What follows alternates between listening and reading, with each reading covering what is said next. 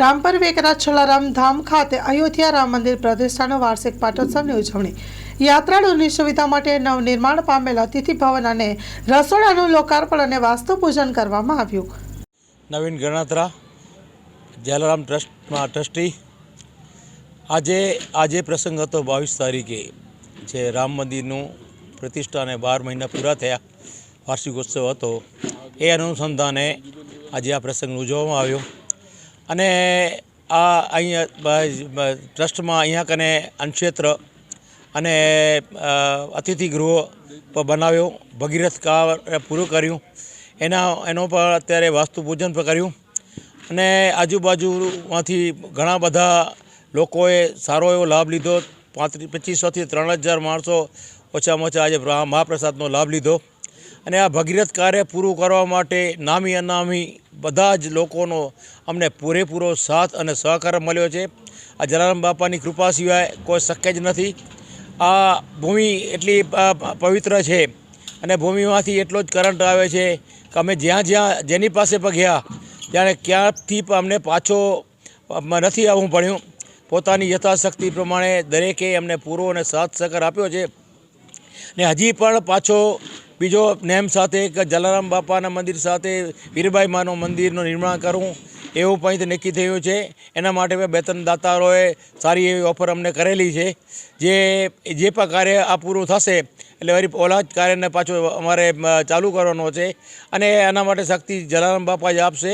આપ સૌને જલારામ બાપાના ખૂબ ખૂબ આશીર્વાદ મળે એવી અમે શુભેચ્છા પાઠવીએ છીએ. बोलो जलियान महाराज की जय, सियावर रामचंद्र भगवान की जय। मारू नाम दामजी देवजी લીમડા, હું સ્થાપક ટ્રસ્ટી છું. 25 વર્ષ પહેલાં આ સંસ્થા ઊભી થઈ છે અને ત્યારથી 2007માં અમે અન્નક્ષેત્ર ચાલુ કર્યું. પછી મેડિકલ કેમ્પ, અનાજનું વિતરણ, આ બધું કામ કરતાં આ ટ્રસ્ટી મંડળ 2010 પછી આવતું થયું અને આ બીજા ટ્રસ્ટીઓ આવ્યા જેમણે કહ્યું કે ઝાઝા હાથ હળિયામણા અને જેમને ભાવના હતી એમણે કામ કર્યું. અત્યારે આ પ્રસંગમાં હું એટલું જ કહીશ કે મારા જીવનનો જે 80 વર્ષની ઉંમરમાં જે સાર્થક કહ્યું કોઈ કહે તો એક હતું અમારા કચ્છ મેવાડા સુતાર સમાજની સમાજવાડી અને બીજો આજનો પ્રોગ્રામ. હું બાપાને વંદન કરું, મારા ટ્રસ્ટી મંડળને અભિનંદન આપું એક એમણે ખંભાથી ખંભો મિલાવીને કામ કર્યું છે. આજે આ પ્રસાદના દાતા જયેશભાઈ ગણાત્રાએ આટલી મોટી ઓફર આપી અને એક ચેલેન્જ છે અને ચેલેન્જ અમે સ્વીકારી છે બાપાના ભરોસે. ટ્રસ્ટી મંડળ મજબૂત છે, બધું કામ થઈ જશે. કરવાવાળા માણસો જોઈએ, દાતાઓ તો ઘણા પડ્યા છે. દાતાઓ હતા ત્યારે આ કામ થયું છે અને આ ભૂમિમાં પણ કરંટ છે કે જેનો લાભ બધાને અહીંયા ખબર પડે છે કે આ ભૂમિમાં કરંટ છે. તો હું એટલું જ કહીશ કે આજનો માહોલ, આજનો પ્રસાદના દાતા પણ અમારા જયેશભાઈ ગણાતા હતા અને આજે 3000થી પણ ઉપર પ્રસાદ દાતા આપણે ભક્તોએ લીધો અને અમને અતિ આનંદ છે કે આવા પ્રોગ્રામ અહીંયા થયા. આજના પ્રોગ્રામમાં મેન હેતુ રામ મંદિરની 22 તારીખના હિસાબે અમે ત્યાં એમનો યજ્ઞ લીધો. નરેન્દ્રભાઈ મોદીની તંદુરસ્તી સારામાં સારી રહે અને ભારત માતા માટે કંઈક પણ એમણે જે કર્યું છે અને એવું કામ કરતા રહે, એમની તંદુરસ્તી માટે અમે એક હવન કર્યો અને એક હવન અતિથિ ગૃહના ઉદ્ઘાટન માટે, વાસ્તુ માટે એવી રીતે 3 કર્યા. અમારા ટ્રસ્ટી મંડળ બેઠા છે બધા, શિવભા જાડેજા, ગિરીશ લીમડા, નવીનભાઈ, પછી જગદીશભાઈ ચોથાણી, પ્રકાશભાઈ રૂપારેલ, નવીન આપણે રામજીભાઈ પુરુષોત્તમ અને જગદીશભાઈ કલ્પેશભાઈ એડવોકેટ અને લક્ષ્મણકુરજી છબાડિયા.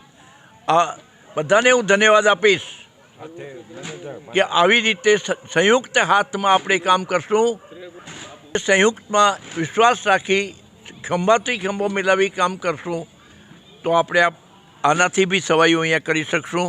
હવે અમને અહીંયા એક ઈચ્છા છે કે અઠવાડિયામાં 2 વખત અહીંયા ડૉક્ટર આવે કે 3 વખત એ અમારી કમિટી નિર્ણય કરે. આ મનમાં આજે એક કર્યું છે કે કોઈ બી આજુબાજુવાળો દવા લેવા આવે આ તારીખે MBBS ડૉક્ટર અહીંયા આવે અને 2 કલાક આપે. અમે પ્રચાર કરશું, વધુમાં વધુ લાભ લે, બીમારી ના આવે, પણ છતાંય આજે સૂચન આવ્યું છે એનું અમે અમલ કરવાની કોશિશ કરશું. ધન્યવાદ. એનાથી ઉપરાંત જયેશભાઈની ભાવના જે છે એ અમે સાકાર કરશું. જય જલારામ. મારા ટ્રસ્ટીઓ બેઠા છે અહીંયા. આપો. જય જલારામ. સંત શ્રી જલારામ મંદિર ટ્રસ્ટ અને જલારામ અન્નક્ષેત્ર ટ્રસ્ટ, અહીંયા 2 ટ્રસ્ટો વતીથી આખું ટ્રસ્ટ બનેલું છે. અને અહીં 2000ની સાલમાં એટલે 25 વર્ષ પહેલાં જલારામ બાપાના મંદિર અને રામ ભગવાનના મંદિરનું નિર્માણ થયેલું છે. આખા સંકુલની અંદર બધું 1.5 એકર જમીનની અંદર ફેલાયેલું સંકુલ છે. આજ રોજ અમે અહીંયા નવો અતિથિગૃહ બનાવ્યું છે અને ભોજનાલય માટે રૂમ અને રસોડું બનાવ્યું છે. એનું વાસ્તુપૂજન અને લોકાર્પણ પ્રસંગે અહીંયા કાર્યક્રમ હતું. અને ભગવાન શ્રી અયોધ્યામાં રામ મંદિરના 22 જાન્યુઆરીના જે ગયા વર્ષે જે નિર્માણ પહેલું એનો વાર્ષિક પાટોત્સવ પણ અહીંયા ઉજવ્યું. સાથે આપણા જે અયોધ્યાની અંદર રામ મંદિર બન્યું છે એ આપણા માનનીય વડાપ્રધાન શ્રી નરેન્દ્ર મોદી સાહેબના કારણે શક્ય બન્યું છે. અને આવા ઘણા મંદિરો, અયોધ્યા રામ મંદિર નહીં પણ આપણા કેટલા પણ મોટા મંદિરોની અંદર તથા આ હિન્દુ સમાજના માટે કામ કરી રહેલ નરેન્દ્રભાઈ મોદીને અને ભારતનો એક નામ રોશન કર્યું છે. તો એવા યશસ્વી વડાપ્રધાનને તંદુરસ્તી અને એનો આગળ ને આગળ એમનું નામ રોશન થાય એ માટેનું અમે એક યજ્ઞ રાખેલું અને એમના થકી જ ભારતનું નામ પણ એક મોટું રહેલું છે. ખાસ તો આજના પ્રસંગમાં આપણે પરમ પૂજ્ય ચંદુમા ગઢશીસાવાળા પધારેલા અને બીજો આપણા સાંસદ શ્રી વિનોદભાઈ ચાવડા સાહેબ, કચ્છના સાંસદ શ્રી વિનોદભાઈ ચાવડા પધારેલા, માંડવી વિસ્તારના ધારાસભ્ય શ્રી અનિરુદ્ધભાઈ દવે સાહેબ પધારેલા અને માંડવી તાલુકા પંચાયતના પ્રમુખ શ્રી કેવલભાઈ ગઢવી પધારેલા તથા એમની કારોબારી ચેરમેનનો, આજુબાજુના સરપંચો અને રાજકીય આગેવાનો તથા દાતાશ્રીઓ પધારેલા છે.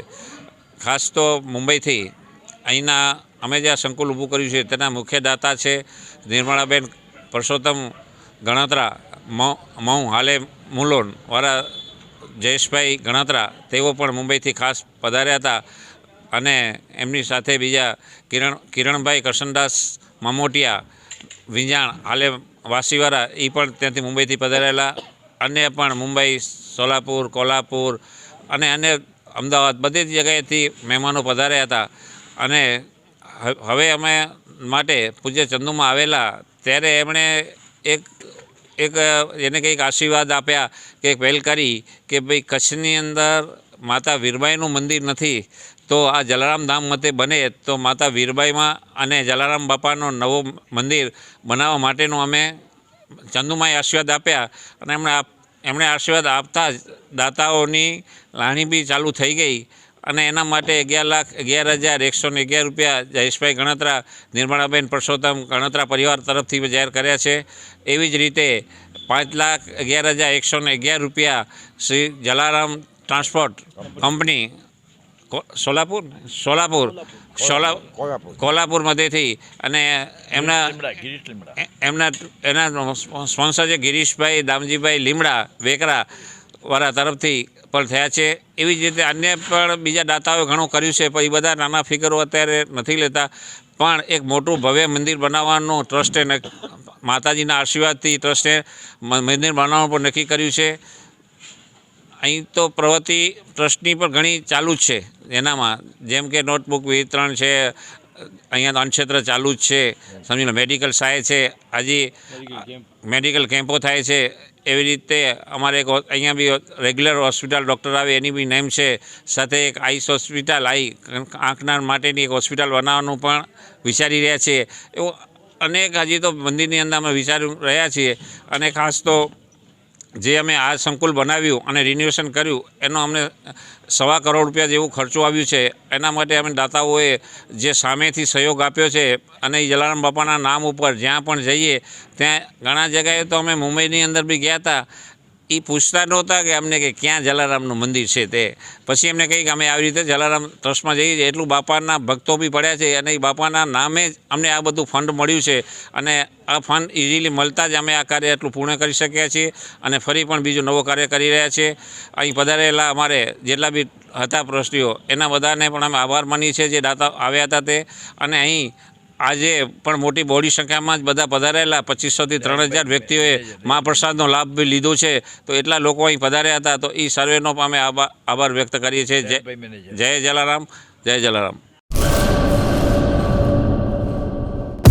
લોન પર ફોન 15 વર્ષ જૂનું ગુરુ મોબાઈલ એન્ડ ઇલેક્ટ્રોનિક્સ.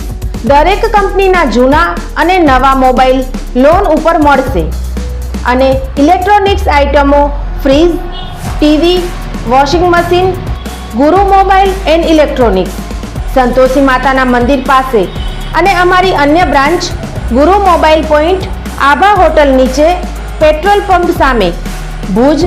તો મેળવો લોન પે ફોન અને તમામ ઇલેક્ટ્રોનિક્સ એપ્લાયન્સીસ.